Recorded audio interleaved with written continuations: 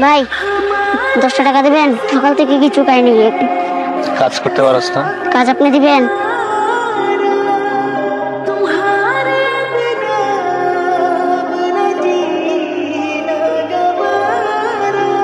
I তোমার জন্য একটা সারপ্রাইজ আছে। কি সারপ্রাইজ? চোখটা বন্ধ করো না। চোখ বন্ধ? আমি না বলার আগ পর্যন্ত চোখই খুলবে না। চিটিং করতেছ না তো? এবার চোখটা খুলো। টান টান।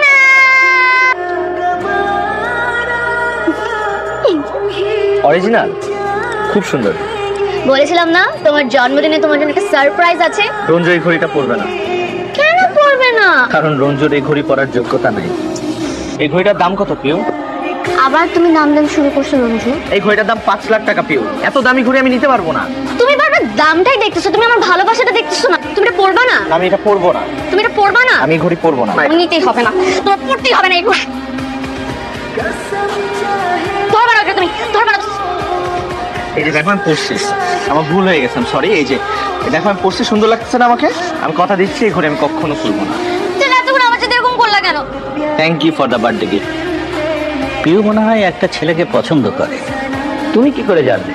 তো আবার এখন কি করা উচিত? আপনি ছেলেটার সঙ্গে কথা বলেন। তোমার সঙ্গে একটা কথা বলি। একটা কেন দেখ, তুমি 1000টা কথা বলো। আমাকে শুধু বলো ছেলেটা কি করে। খুব ভালো একটা ছেলে ড্যাড, আমি ওকে খুব পছন্দ করি।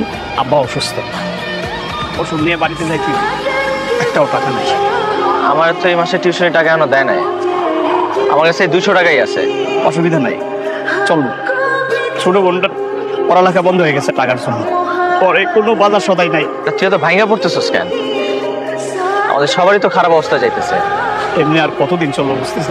আল্লাহ ভরসা, তুই ঘরে যা। কিসের কার্ড? তোমার চাকরি হয়ে গেছে। টান টান। এই যে এই কার্ডটা দেখতে পাচ্ছ না, মামা তোমার জন্য একটা ইন্টারভিউ সেট করছে। ইন্টারভিউ বোর্ডে মামার এই কার্ডটা দিবার তোমার চাকরি হয়ে যাবে। আর ওরা আমার যোগ্যতা দেখবে না? এখনকার টাইমে যোগ্যতা থেকে লিংক বেশি প্রয়োজন। লিংক ছাড়া তো চাকরি হয় না। আর সেই জবে ঢোকার একমাত্র লিংক হচ্ছে এই মামার কার্ড। আচ্ছা ঠিক আছে, যাবো।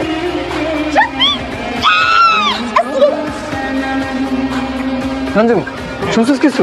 গতকাল রাতে রনি সুইসাইড করতে নিছিল। কি হয়েছে? আরে ওই যে বাসা ভাড়া দিতে পারে না, এলাকে বাইরে এলা নাকি ওরে মারতে, এই জন্য পয়জন খাইছে। আমি দেখে আসলাম। তুই এই কথা আমার আগে বলবি না। রঞ্জু,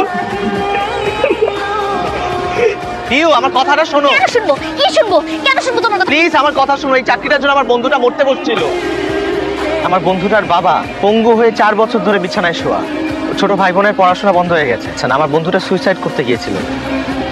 ওর এই চাকরিটা খুব প্রয়োজন। এটা তুমি ইন্টারভিউ না দিতে যে তোমার বন্ধুকে পাঠিয়েছো। এখন আমি আমাকে কি বলবো? মামাকে একটু বলো যাতে আমার বন্ধুর চাকরিটা হয়ে যায়।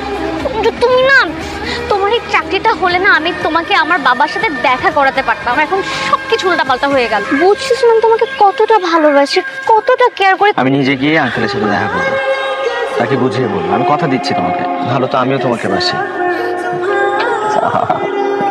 রঞ্জু, সবুজ দোস্ত, আমি চাকরিটা পাই গেছি দোস্ত। তোর জন্য আমি চাকরিটা পাইছি। তোর যে কি বলে আমি ধন্যবাদ দেবো দোস্ত। তুই না থাকলে আমি ভাইসা যাইতাম, ধ্বংস হয়ে যাইতাম দোস্ত।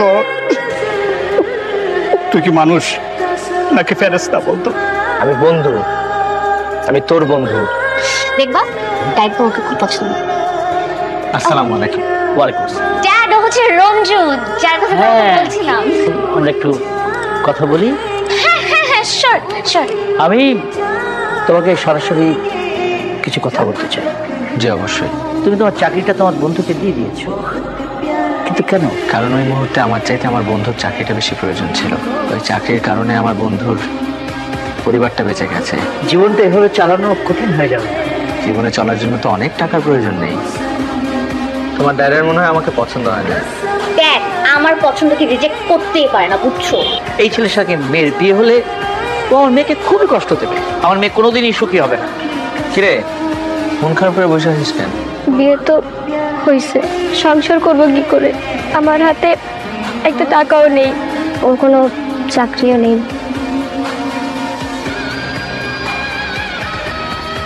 এই ঘড়িটা রাখ। এই ঘড়িটার দাম প্রায় 5 লাখ টাকার মতো। এইটা বিক্রি করে তোরা সংসারটা সাজায় নিস নে। আমি নিতে পারবো না ভাইয়া। এটা তোদের বিয়ের গিফট হিসাবে দিলাম। আমি তো ভাই হিসাবে তোদের বিয়েতে কিছু দিলাম না। এটা রাখ। ধর এটা তুই। তো তোমার এই উপকার আমি কোনোদিনই শোধ করতে পারব না ভাইয়া।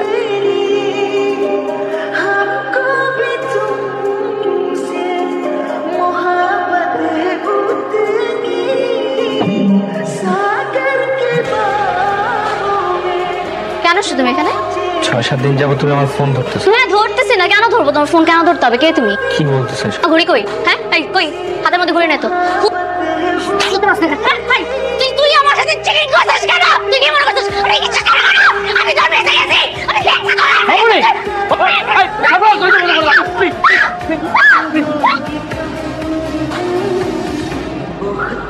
জবা ভাইয়া আসো আসো ভিতরে আসো। তোরে যে আমি একটা ঘড়ি দিছিলাম, ওই ঘড়িটা কই? ওই ঘড়িটা তো বিক্রি করছি, বিক্রি করে আমরা 3 লাখ টাকা পাইছি, এই বাসা নিছি আর নতুন একটা দোকান দিছি। কার কাছে বিক্রি করছিস? ভাই আপনি যে ঘড়িটা পরে আছেন, এই ঘড়িটা আসলে আমার ছিল। আমি একটা পরিস্থিতিতে পড়ে ঘড়িটা বিক্রি করে দিয়েছিলাম। ভাইয়া ঘড়িটা আমি ফেরত চাই। এই ঘড়িটা আমি 3.5 লাখ টাকা দিয়ে কিনেছি। ভাইয়া এই ঘড়িটা আমার খুব দরকার। আপনি আমাকে 4 লাখ টাকা দিন, আমি আপনাকে ঘড়িটা দিই। 4 লাখ টাকা? জি, কিছুদিন সময় দেন, আমি আপনার কাছে টাকা নিয়ে আসবো। তো এতগুলো টাকা কিভাবে জোগাড় করবেন? জানি না।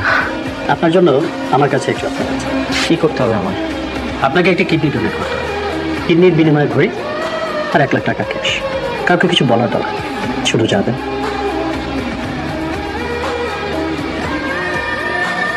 ভাই কিডনি দেওয়ার পর থেকে আমার অবস্থা খুব খারাপ।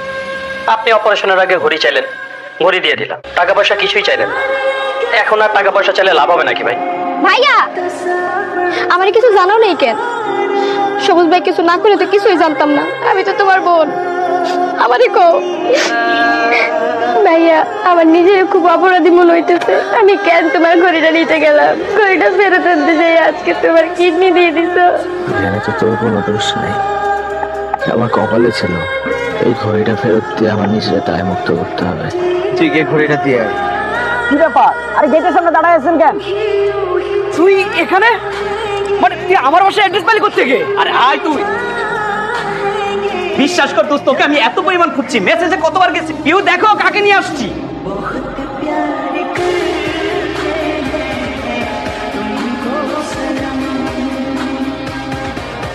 এ হচ্ছে রঞ্জু, আমার সবচেয়ে কাছে হোক।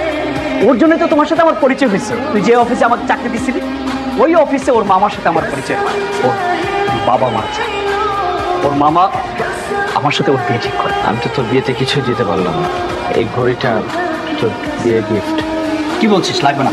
এই ঘড়িটার পেছনে একটা গল্প আছে। তুই চুপ কর। না আজকে আমি চুপ থাকবো না। আমি যখন বয়ফ্রেন্ড দিয়ে বিয়ে করবো বলে পালিয়ে আসি, তখন ভাইয়া আমাকে এই ঘড়িটা দেয়। আমি ঘড়িটা বিক্রি করি, 3 লক্ষ টাকা পাই। কিন্তু ভাইয়া এই ঘড়িটার বিনিময়ে একটা কিডনি হারিয়েছে। কি দোস্ত? এই ঘড়িটা ভাইয়া ওনার গার্লফ্রেন্ড দিয়েছিল। ওনার গার্লফ্রেন্ড ওনাকে ভুল বুঝে খুব অপমান করে। ঘড়িটা ফিরিয়ে আনার জন্য ভাইয়া তার একটা কিডনি বিক্রি করে দেয়। উনি একটা একনিষ্ঠ। ভালোবাসার মানুষ কখনো নিষ্ঠুর হতে পারে না। হয়তো আমাকে ভুল বুঝে ঠকে গেছে। এই ঘড়ি কিন্তু জেমস বন্ড পড়েছিল। ভালো থাকিস। আসি। আসি মানে? আপনারা ভালো থাকবেন।